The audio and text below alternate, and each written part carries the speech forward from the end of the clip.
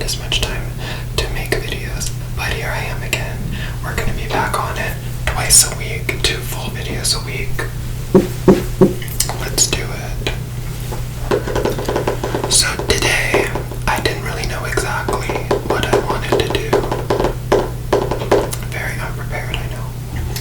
But I was looking through my room and I went into one of my drawers and I found something that I think could be perfect.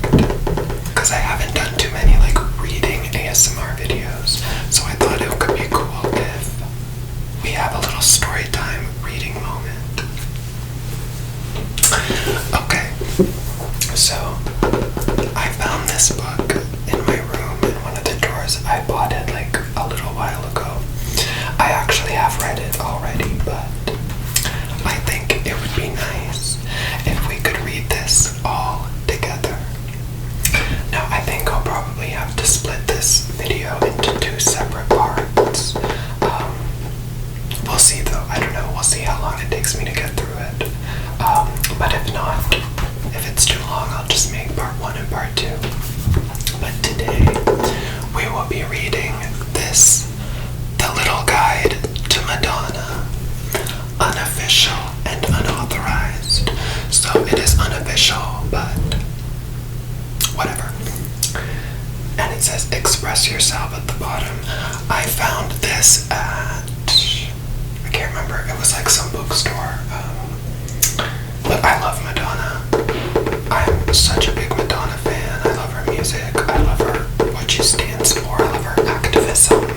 I just think she's very wise and very creative. And I grabbed this because I was about to go on a plane and I wanted something to read on the plane. So it's just small. It's like a little book.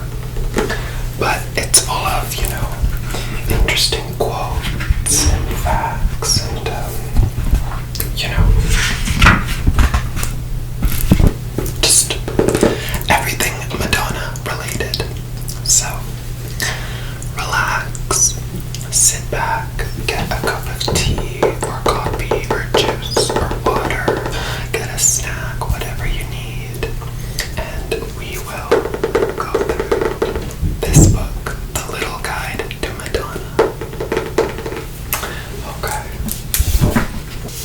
So it seems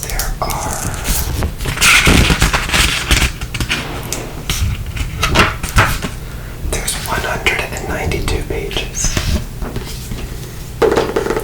But most of the pages are small. It's like just quotes from her and everything. So yeah. Let's get started.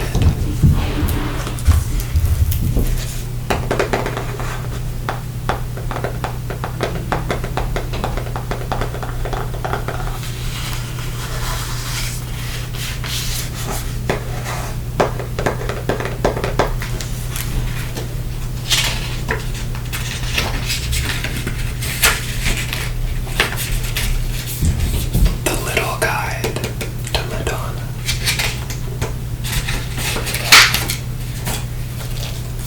And again, but this time with a picture. This is the picture from the True Blue album, my favorite Madonna album, actually. We have the table of contents. Chapter 1, Who's That Girl? Chapter 2, En Vogue. Chapter 3, Agent Provocateur. Chapter 4, Ray of Light. Chapter 5, Girl Gone Wild. And Chapter 6, Madam X.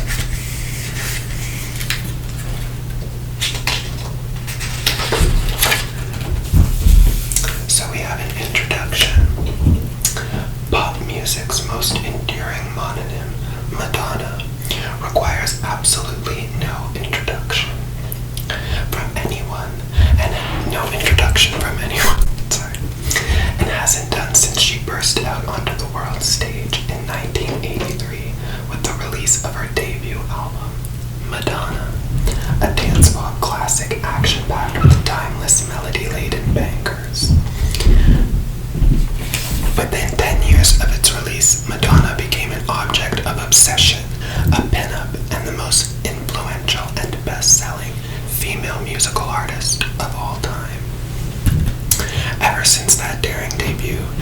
pioneering and provocative pop star has tickled, teased, and titillated the tied-up inhibitions of music, film, art, fashion, and culture, to the point of a wild climax, redefined the zeitgeist multiple times, and without a doubt, kick-started a female revolution in pop music.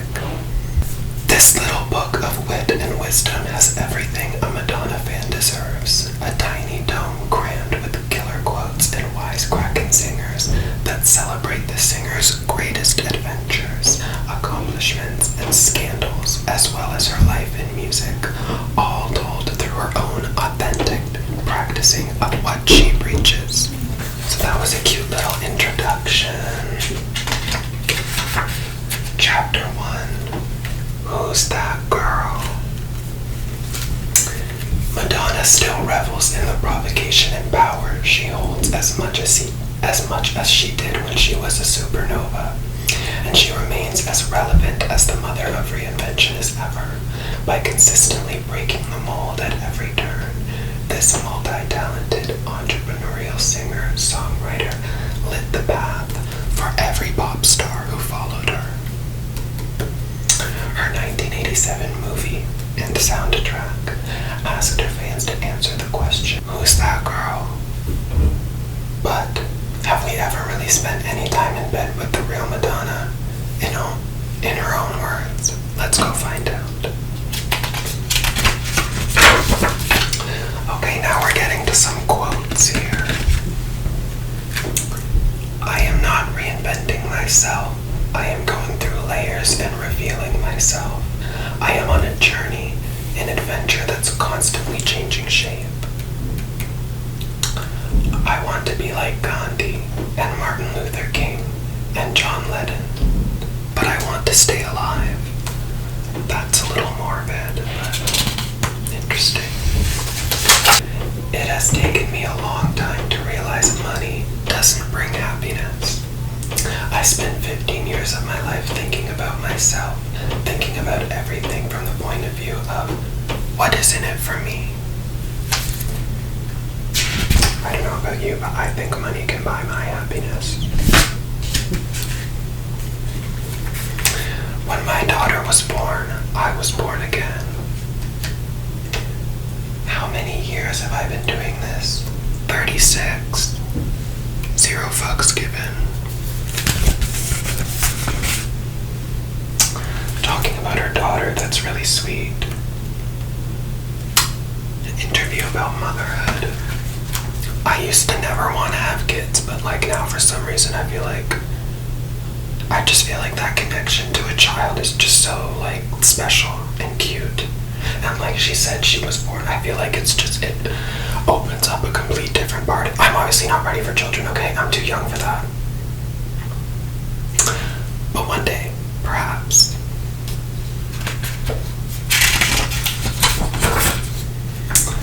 I am a brunette, and sometimes I just like to match my pubic hair. Okay. People who have nothing better to do than talk about my hair color have no lives. I'm not going to change the world in a day. I don't know. Maybe it will never be where men and women will be equal. It just seems like as long as women are the ones that give birth to children, it'll never really change. Interesting. Well,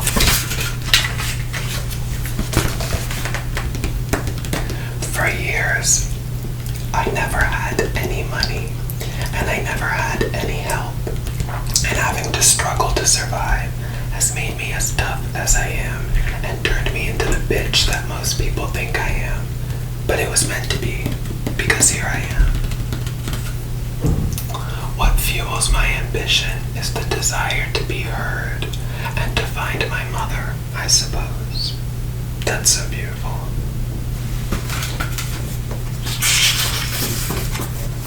I do think of myself as a queen, but I don't think I'm the only queen. There's room for other queens. We reign over different kingdoms. I don't value diamonds. I rarely wear jewelry. I'm perfectly happy to muck around in a pair of pants and wellies. What are wellies?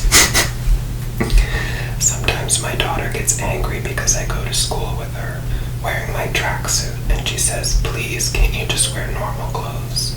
I think she wants me to be a yummy mummy, but that's just not me. What's a yummy mummy?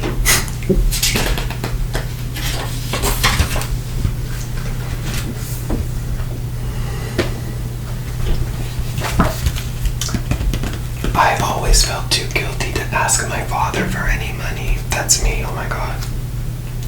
I had turned down a scholarship at the University of Michigan to come to New York, so I couldn't expect much sympathy for starving there when I could be living wonderfully in Michigan and going to an Ivy League school and blah blah blah. But look at her now.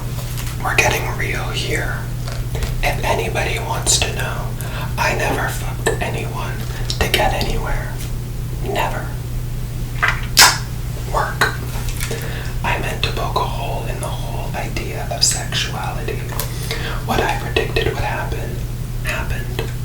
Everyone went out and bought the book. It sold out, and then everyone slagged it off, which to me is an absolute reflection of public attitudes towards sex in America. It did what I intended it to do.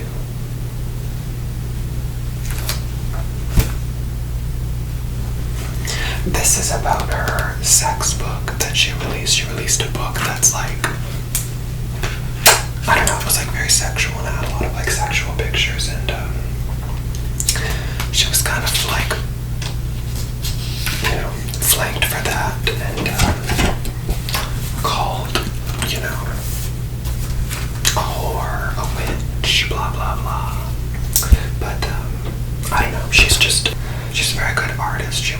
She paved the way for like female sexuality in music and media for sure with that book.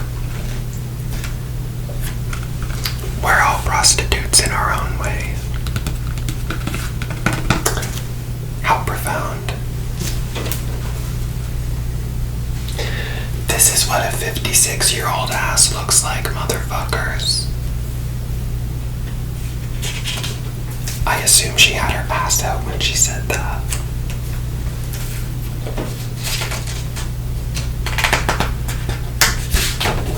Oh, we have a beefy one here. They thought they would wake up one day and I'd go away. But I'm not going to go away. They keep waking up and I keep not going away. And that just pisses them off. In the beginning, they thought that I was the flavor of the month. A one-act disco dolly who was just going to pop in and pop out. It took them forever to accept the fact that I could write music and that I have something to contribute to the world of music. I'm not going to say that I've never slept with a woman, but I love men. Okay, good for you, girl. Everyone's down on the 80s right now. But I thought the 80s was fabulous, and I'm sure Boy George would agree with me. This is my favorite quote. My pussy is the temple of learning. That's self-love if I've ever seen it.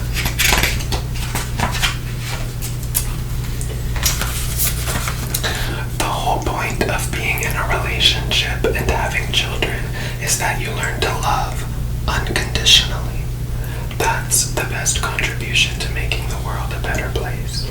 It's just nice sometimes just to go out into my children's bedrooms and listen to them breathe. It has forced me to get out of myself.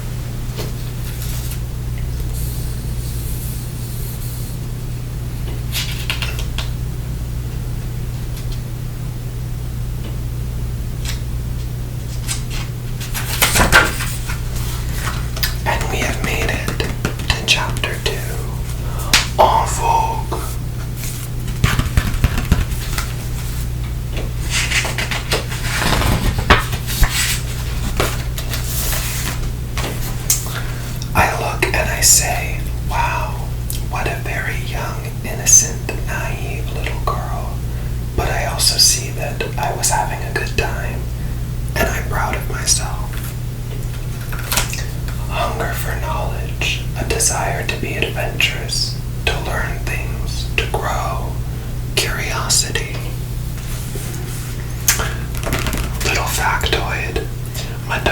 best-selling album is her greatest hits compilation, the brilliantly titled The Immaculate Collection. To date, it has sold more than 30 million copies. Next in line is her third studio album, True Blue, which remains her most successful studio album, shipping 24 million copies. It's my favorite one too. I came from a small town in the middle of nowhere without any particular education and no special training in anything. It wasn't really about ambition. I just wanted to go out into the world. I wanted a little adventure.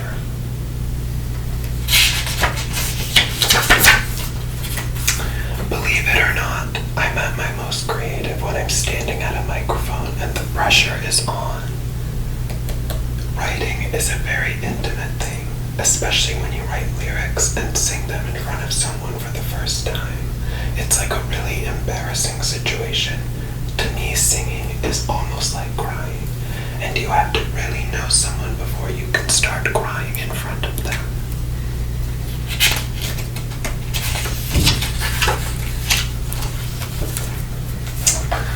I used to go to this club in New York, Danceteria, and I kept bringing my demos to the DJ, so all music for me begins with the DJ taking my first record, Everybody, and thinking it's good enough to play to everyone to dance to.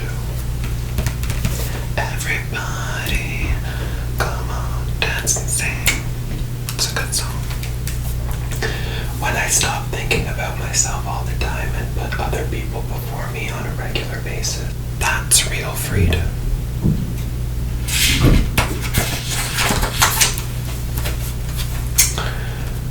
One day my art teacher came over to me and hit me over the head with this rolled up piece of paper and told me, "You're terrible. You're never going to be an artist. You're a showgirl. Get out of here." My first pop idol was Nancy Sinatra. Go-go boots, mini skirt, blonde hair, fake eyelashes. She was cool.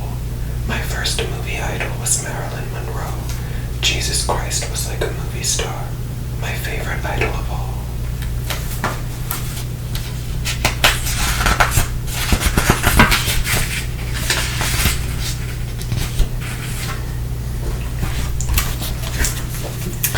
My stepmother told me about sex, and I remember I was horrified.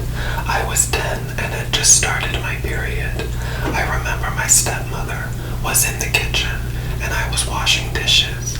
Every time she said the word penis, I'd turn the water on really hard so I would drown out what she said. I thought what she was telling me was absolutely horrifying, and I hated the word. I just hated the whole thing.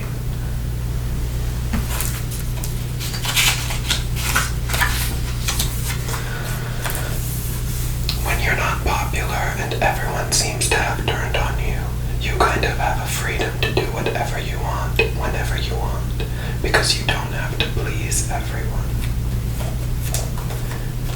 If I'm in a car or I go into a restaurant, I'm out somewhere, and one of my songs starts playing, I just go, ugh, because I've had to hear it 5 billion times already, and I want to escape that.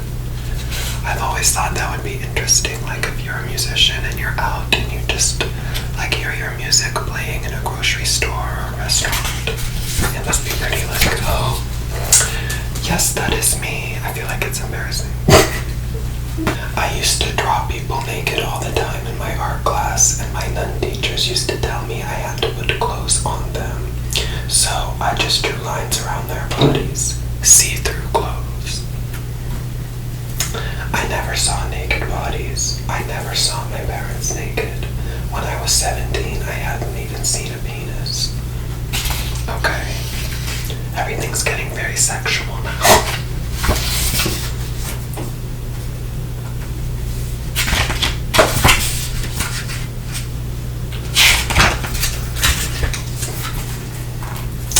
I was surprised with how people reacted to Like a Virgin.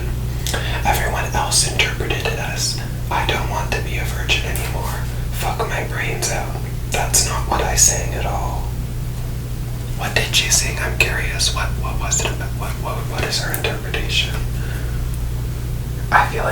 more just like, you make me feel like innocent and new. Like, you make me feel like this is the first time, even if it might not be, you know, you make, anyway. Madonna famously arrived in New York in 1978 with only $35 in her pocket. She got a job selling dough at Dunkin' Donuts. Selling dough. They sell dough. I thought they sold like donuts and coffee. I don't. Okay, whatever. She was fired her first week for reportedly using the jelly squirting machine for squirting, well, not donuts. She used the jelly squirting machine for not its intended use.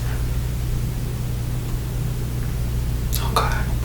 People have this idea that if you're sexual and beautiful and provocative, sorry, I have an itch, then there's nothing else you could possibly offer.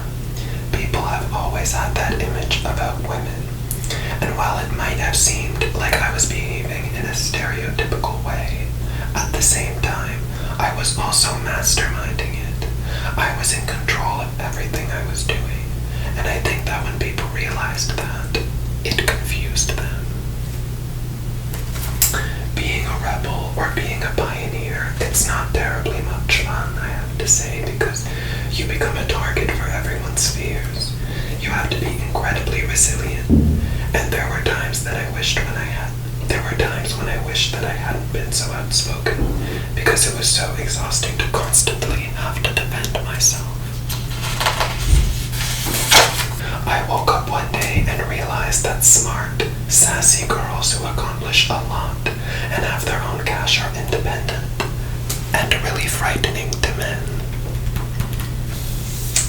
When I first moved to New York, I wanted to be a dancer.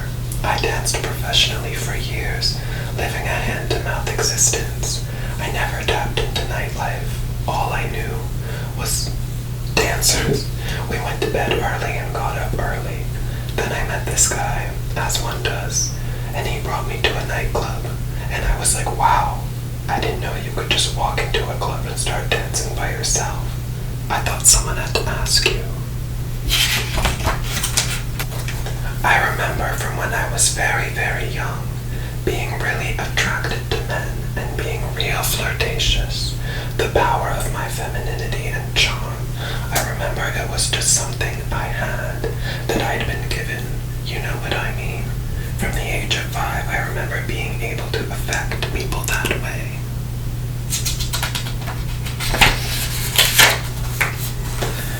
Fantasies are essential. Without fantasies, I would have died of starvation. I love that. Chapter 3, Agent Provocateur. Over a stunning 40-year career, Madonna has never held herself back from preaching to Papa what she practices, leaving a lovely legacy of witty one-liners and controversy-baiting quotes to keep her legions of adoring fans unlikely to be ever lost for her words. As she once said, fame is a great aphrodisiac. So too, it seemed, was provocation.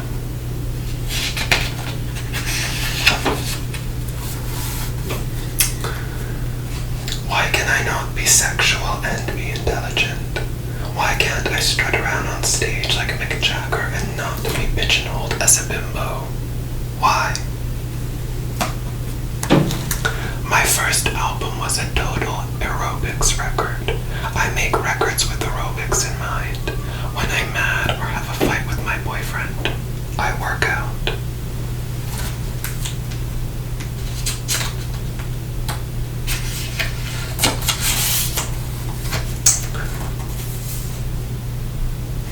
I thought it was sick. I thought it was sick and perverted, and that's why I liked it. Sick and perverted always appealed to me. That's what she thought when she heard her song Like a Prayer for the first time. Interesting. It's not really that I thrive on controversy, it's that I think it's necessary. I think art should be controversial. I think it should make people think. I mean, everything is just kind of opium for the masses. It puts people in a trance.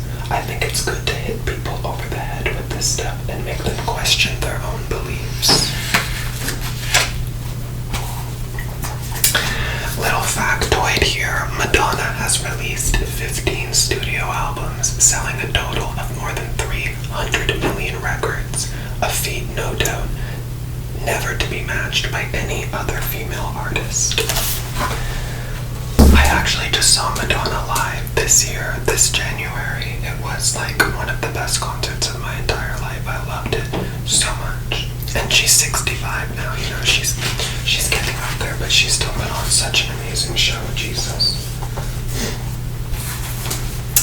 You cannot be an inspiration to people or a role model unless you have a point of view. Power is a great aphrodisiac. Men who are with me have to endure my image as well as the reality of people taking that image literally and throwing themselves at me. So I'm always reassuring my men. I say, you're the one. I'm here with you. Fame is a byproduct. Fame is something that happens because you do work that speaks to people and people want to know about your work. But I don't think one should ever aspire to being famous.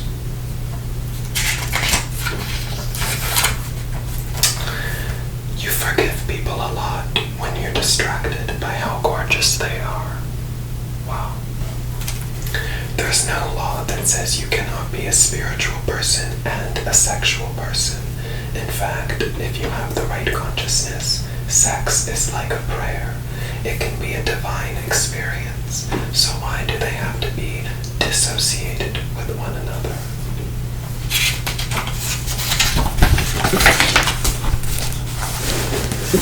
I'm just a scruffy, tough girl from Michigan who really loves learning and is curious about life. Just a small town girl.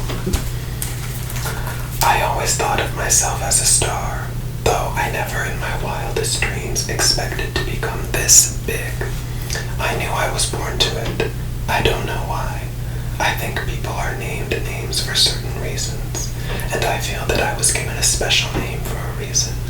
In a way, maybe I wanted to live up to my name.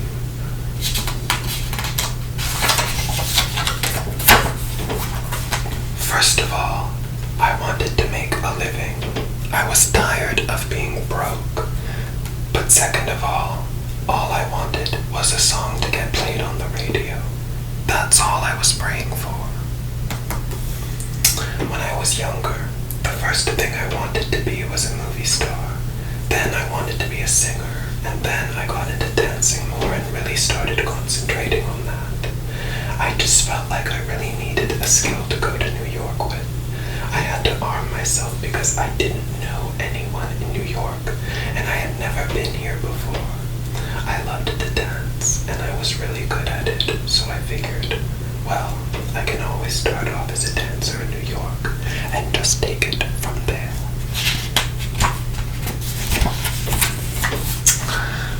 Interesting fact as well. Madonna has 6 children. Lourdes, Rocco, David, Mercy, Esther, and Stella. My first job, I was a drummer for the Breakfast Club. We made the circuit of all the shitty clubs. We played on the audition nights and the nights where you didn't get any money and you were the 10th band to play and you set up your shit at 3 in the morning and there were 10 people in the audience and people threw things at you. I went through all of that.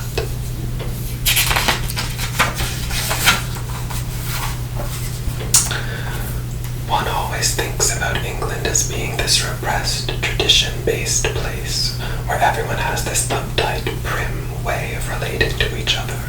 But in fact, Americans who are known for being boisterous and straightforward are puritanical, so it's a strange paradox. When you're famous, people like to narrow you down to a few personality traits. I think I've just become this ambitious, say whatever's on her mind, intimidating person, and that's part of my personality, but it's certainly not anywhere near the